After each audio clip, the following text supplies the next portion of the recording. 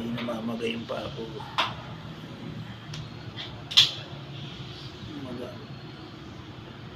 Tatlong araw na simula Lunes hanggang ngayon.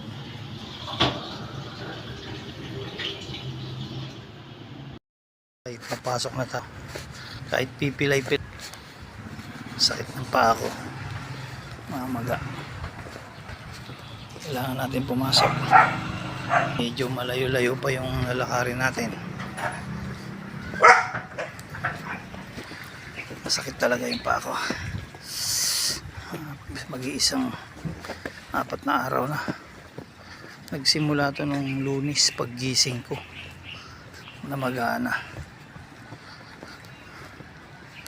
Sakit, grabe. Kung siguro.